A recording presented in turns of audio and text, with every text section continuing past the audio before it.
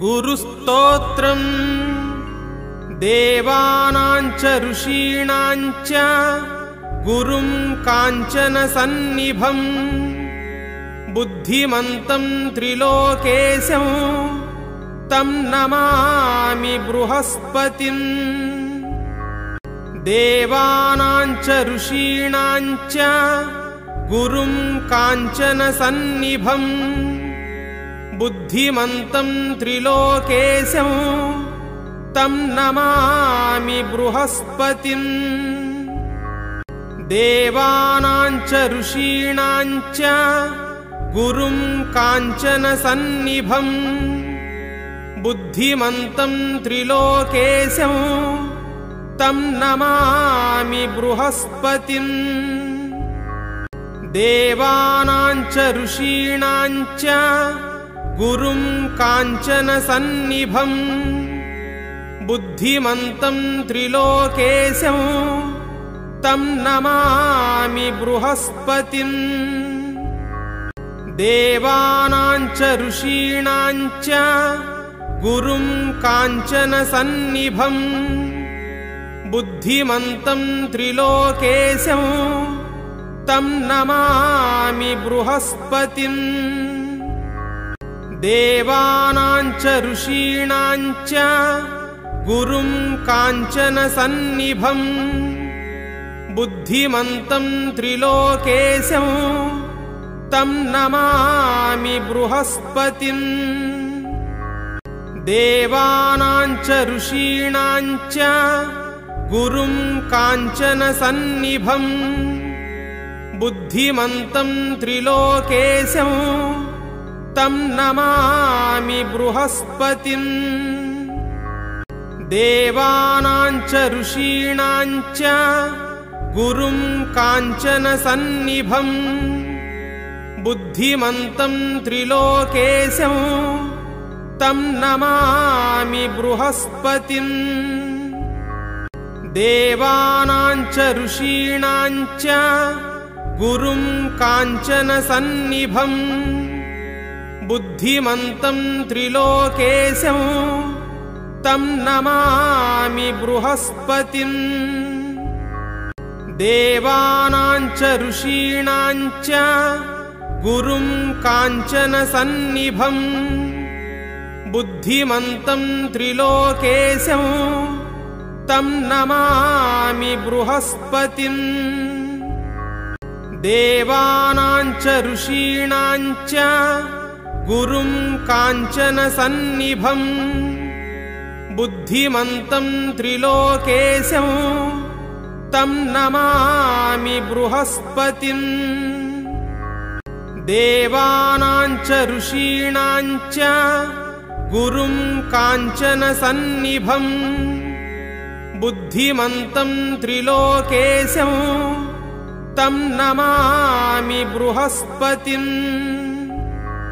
देवानांच ऋषीणांच गुरुं काञ्चनसन्निभं बुद्धिमन्तं त्रिलोकेशं तं नमामि बृहस्पतिम्।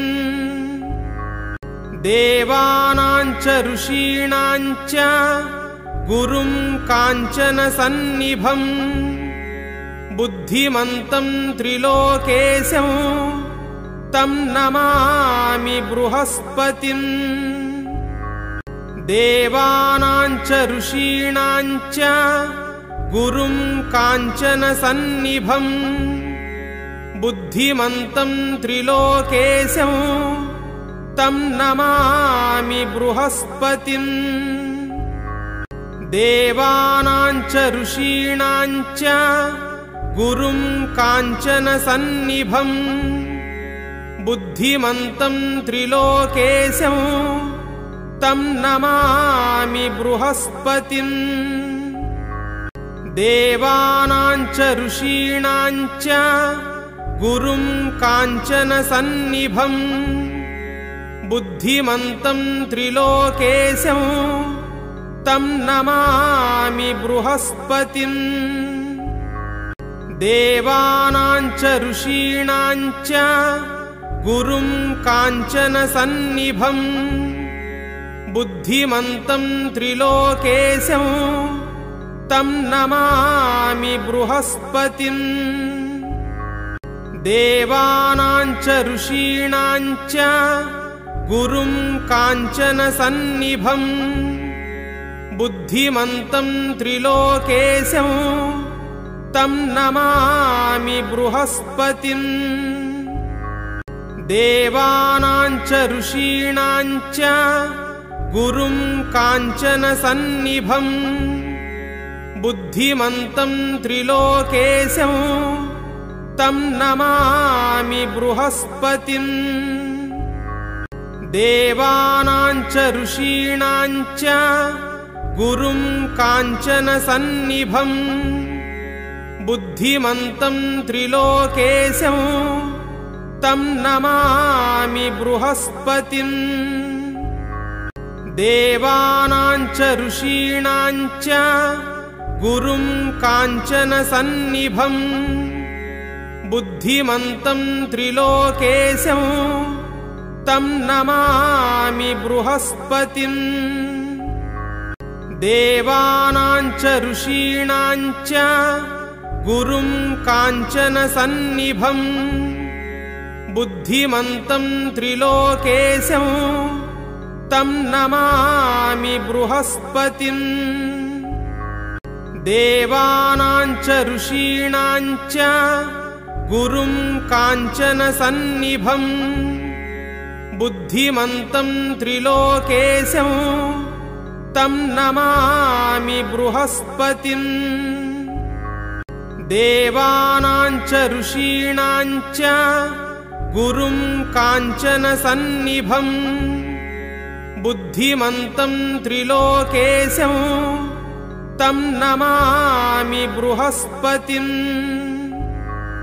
देवानां च ऋषीणां च गुरुं काञ्चनसन्निभम् बुद्धिमन्तं त्रिलोकेशं तं नमामि बृहस्पतिम् देवानां च ऋषीणां च गुरुं काञ्चनसन्निभम् बुद्धिमन्तं त्रिलोकेशं तं नमामि बृहस्पतिम् देवानां च ऋषीणां च गुरुं काञ्चनसन्निभम् बुद्धिमन्तं त्रिलोकेशं तं नमामि बृहस्पतिम् देवानां च ऋषीणां च गुरुं काञ्चनसन्निभम् बुद्धिमन्तं त्रिलोकेशं तं नमामि बृहस्पतिम् देवानां च ऋषीणां च गुरुं काञ्चनसन्निभम् बुद्धिमन्तं त्रिलोकेशं तं नमामि बृहस्पतिम् देवानां च ऋषीणां च गुरुं काञ्चनसन्निभम् बुद्धिमन्तं त्रिलोकेशं तं नमामि बृहस्पतिम् देवानां च ऋषीणां च गुरुं काञ्चनसन्निभम् बुद्धिमन्तं त्रिलोकेशं तं नमामि बृहस्पतिम् देवानां च ऋषीणां च गुरुं काञ्चनसन्निभम् बुद्धिमन्तं त्रिलोकेशं तं नमामि बृहस्पतिम् देवानां च ऋषीणां च गुरुं काञ्चनसन्निभम् बुद्धिमन्तं त्रिलोकेशं तं नमामि बृहस्पतिम् देवानां च ऋषीणां च गुरुं काञ्चनसन्निभम् बुद्धिमन्तं त्रिलोकेशं तं नमामि बृहस्पतिम् देवानां च ऋषीणां च गुरुं काञ्चनसन्निभं बुद्धिमन्तं त्रिलोकेशं तं नमामि बृहस्पतिम्। देवानां च ऋषीणां च गुरुं काञ्चनसन्निभं बुद्धिमन्तं त्रिलोकेशं तं नमामि बृहस्पतिम्। देवानां च ऋषीणां च गुरुं काञ्चनसन्निभं बुद्धिमन्तं त्रिलोकेशं तं नमामि बृहस्पतिम्। देवानां च ऋषीणां च गुरुं काञ्चनसन्निभं बुद्धिमन्तं त्रिलोकेशं तं नमामि बृहस्पतिम्। देवानां च ऋषीणां च गुरुं काञ्चनसन्निभं बुद्धिमन्तं त्रिलोकेशं तं नमामि बृहस्पतिम्। देवानां च ऋषीणां च गुरुं काञ्चनसन्निभं बुद्धिमन्तं त्रिलोकेशं तं नमामि बृहस्पतिम्।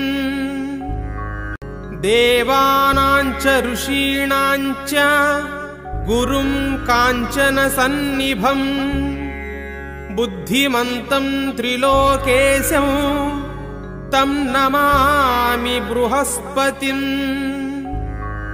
देवानां च ऋषीणां च गुरुं काञ्चनसन्निभं बुद्धिमन्तं त्रिलोकेशं तं नमामि बृहस्पतिम्। देवानां च ऋषीणां च गुरुं काञ्चनसन्निभं बुद्धिमन्तं त्रिलोकेशं तं नमामि बृहस्पतिम्।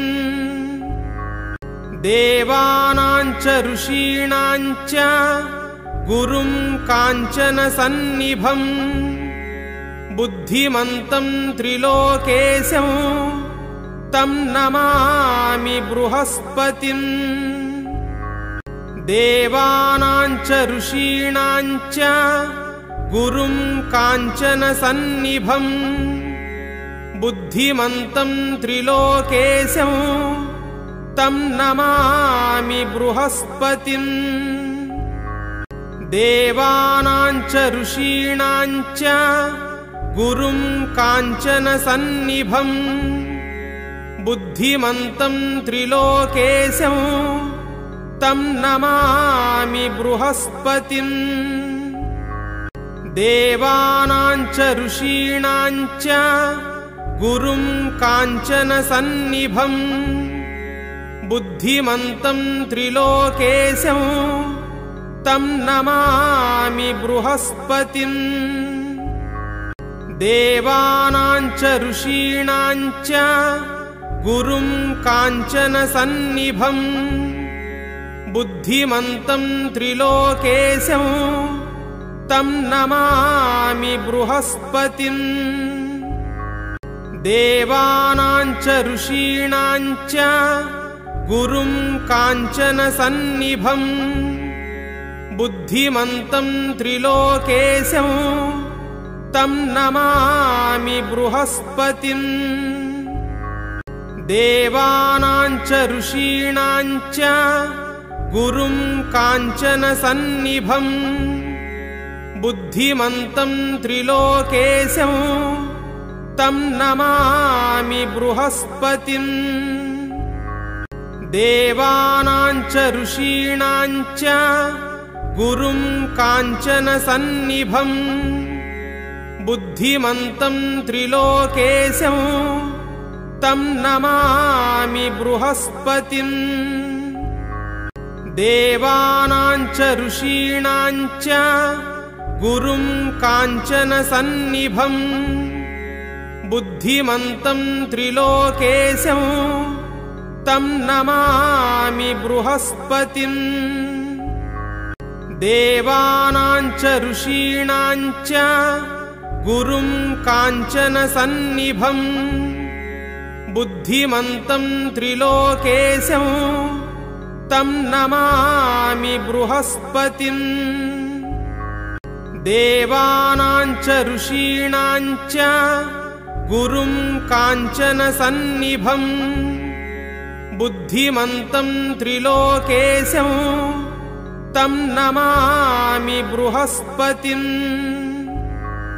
देवानां च ऋषीणां च गुरुं काञ्चनसन्निभं बुद्धिमन्तं त्रिलोकेशं तं नमामि बृहस्पतिम् देवानां च ऋषीणां च गुरुं काञ्चनसन्निभं बुद्धिमन्तं त्रिलोकेशं तं नमामि बृहस्पतिम् देवानां च ऋषीणां च गुरुं काञ्चनसन्निभं बुद्धिमन्तं त्रिलोकेशं तं नमामि बृहस्पतिम् देवानां च ऋषीणां च गुरुं काञ्चनसन्निभं बुद्धिमन्तं त्रिलोकेशं तं नमामि बृहस्पतिम् देवानां च ऋषीणां च गुरुं काञ्चनसन्निभं बुद्धिमन्तं त्रिलोकेशं तं नमामि बृहस्पतिम् देवानां च ऋषीणां च गुरुं काञ्चनसन्निभं बुद्धिमन्तं त्रिलोकेशं तं नमामि बृहस्पतिम् देवानां च ऋषीणां च गुरुं काञ्चनसन्निभं बुद्धिमन्तं त्रिलोकेशं तं नमामि बृहस्पतिम् देवानां च ऋषीणां च गुरुं काञ्चनसन्निभं बुद्धिमन्तं त्रिलोकेशं तं नमामि बृहस्पतिम् देवानां च ऋषीणां च गुरुं काञ्चनसन्निभं बुद्धिमन्तं त्रिलोकेशं तं नमामि बृहस्पतिम् देवानां च ऋषीणां च गुरुं काञ्चनसन्निभं बुद्धिमन्तं त्रिलोकेशं तं नमामि बृहस्पतिम् देवानां च ऋषीणां च गुरुं काञ्चनसन्निभं बुद्धिमन्तं त्रिलोकेशं तं नमामि बृहस्पतिम् देवानां च ऋषीणां च गुरुं काञ्चनसन्निभं बुद्धिमन्तं त्रिलोकेशं तं नमामि बृहस्पतिम् देवानां च ऋषीणां च गुरुं काञ्चनसन्निभं बुद्धिमन्तं त्रिलोकेशं तं नमामि बृहस्पतिम् देवानां च ऋषीणां च गुरुं काञ्चनसन्निभं बुद्धिमन्तं त्रिलोकेशं तं नमामि बृहस्पतिम् देवानां च ऋषीणां च गुरुं काञ्चनसन्निभं बुद्धिमन्तं त्रिलोकेशं तं नमामि बृहस्पतिम् देवानां च ऋषीणां च गुरुं काञ्चनसन्निभं बुद्धिमन्तं त्रिलोकेशं तं नमामि बृहस्पतिम्। देवानां च ऋषीणां च गुरुं काञ्चनसन्निभं बुद्धिमन्तं त्रिलोकेशं तं नमामि बृहस्पतिम्। देवानां च ऋषीणां च गुरुं काञ्चनसन्निभं बुद्धिमन्तं त्रिलोकेशं तं नमामि बृहस्पतिम्। देवानां च ऋषीणां च गुरुं काञ्चनसन्निभं बुद्धिमन्तं त्रिलोकेशं तं नमामि बृहस्पतिम्। देवानां च ऋषीणां च गुरुं काञ्चनसन्निभं बुद्धिमन्तं त्रिलोकेशं तं नमामि बृहस्पतिम्। देवानां च ऋषीणां च गुरुं काञ्चनसन्निभं बुद्धिमन्तं त्रिलोकेशं तं नमामि बृहस्पतिम्। देवानां च ऋषीणां च गुरुं काञ्चनसन्निभं बुद्धिमन्तं त्रिलोकेशं तं नमामि बृहस्पतिम्। देवानां च ऋषीणां च गुरुं काञ्चनसन्निभं बुद्धिमन्तं त्रिलोकेशं तं नमामि बृहस्पतिम्। देवानां च ऋषीणां च गुरुं काञ्चनसन्निभं बुद्धिमन्तं त्रिलोकेशं तं नमामि बृहस्पतिम्। देवानां च ऋषीणां च गुरुं काञ्चनसन्निभं बुद्धिमन्तं त्रिलोकेशं तं नमामि बृहस्पतिम्। देवानां च ऋषीणां च गुरुं काञ्चनसन्निभं बुद्धिमन्तं त्रिलोकेशं तं नमामि बृहस्पतिम्। देवानां च ऋषीणां च गुरुं काञ्चनसन्निभं बुद्धिमन्तं त्रिलोकेशं तं नमामि बृहस्पतिम्। देवानां च ऋषीणां च गुरुं काञ्चनसन्निभं बुद्धिमन्तं त्रिलोकेशं तं नमामि बृहस्पतिम्। देवानां च ऋषीणां च गुरुं काञ्चनसन्निभं बुद्धिमन्तं त्रिलोकेशं तं नमामि बृहस्पतिम्। देवानां च ऋषीणां च गुरुं काञ्चनसन्निभं बुद्धिमन्तं त्रिलोकेशं तं नमामि बृहस्पतिम्। देवानां च ऋषीणां च गुरुं काञ्चनसन्निभं बुद्धिमन्तं त्रिलोकेशं तं नमामि बृहस्पतिम्।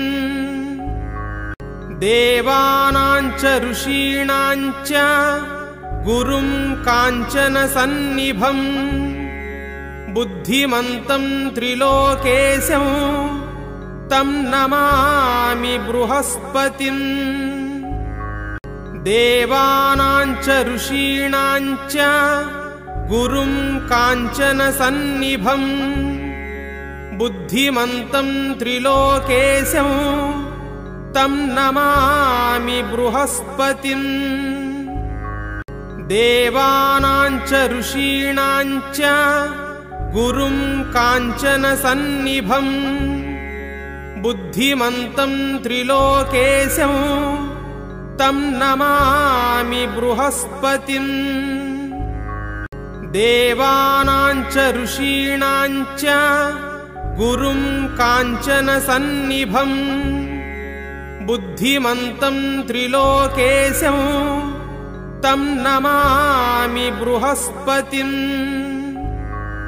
देवानां च ऋषीणां च गुरुं काञ्चनसन्निभं बुद्धिमन्तं त्रिलोकेशं तं नमामि बृहस्पतिम्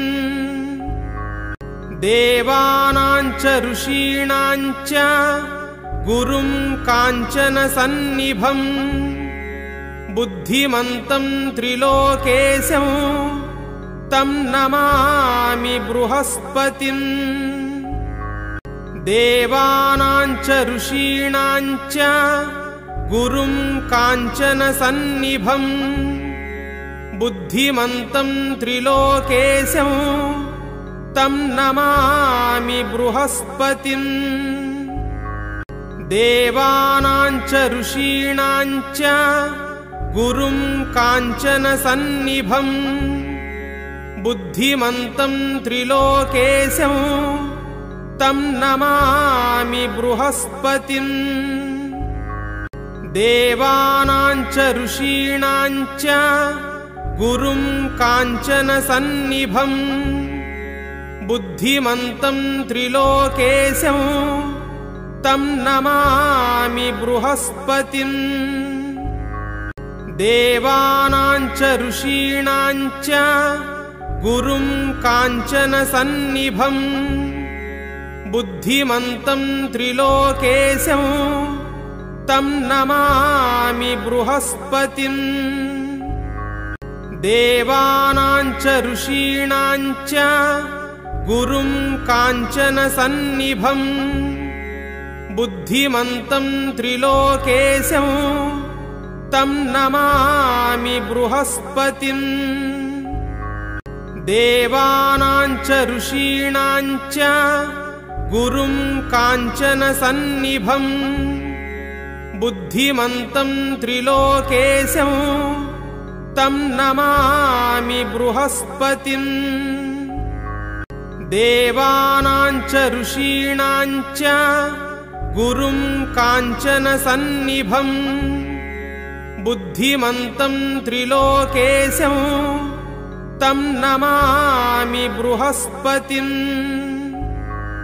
देवानां च ऋषीणां च गुरुं काञ्चनसन्निभं बुद्धिमन्तं त्रिलोकेशं तं नमामि बृहस्पतिम्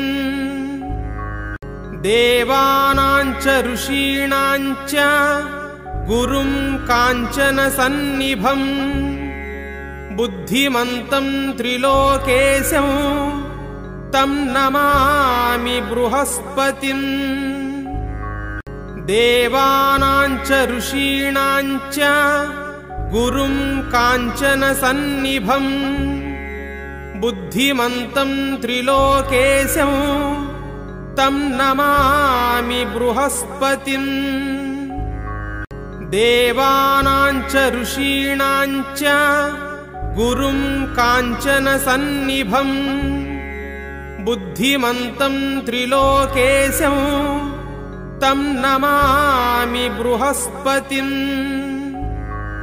देवानां च ऋषीणां च गुरुं काञ्चनसन्निभं बुद्धिमन्तं त्रिलोकेशं तं नमामि बृहस्पतिम् देवानां च ऋषीणां च गुरुं काञ्चनसन्निभं बुद्धिमन्तं त्रिलोकेशं तं नमामि बृहस्पतिम्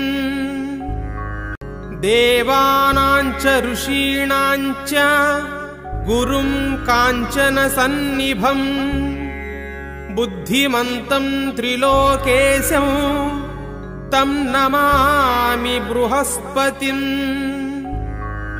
देवानां च ऋषीणां च गुरुं काञ्चनसन्निभं बुद्धिमन्तं त्रिलोकेशं तं नमामि बृहस्पतिम् देवानां च ऋषीणां च गुरुं काञ्चनसन्निभं बुद्धिमन्तं त्रिलोकेशं तं नमामि बृहस्पतिम्।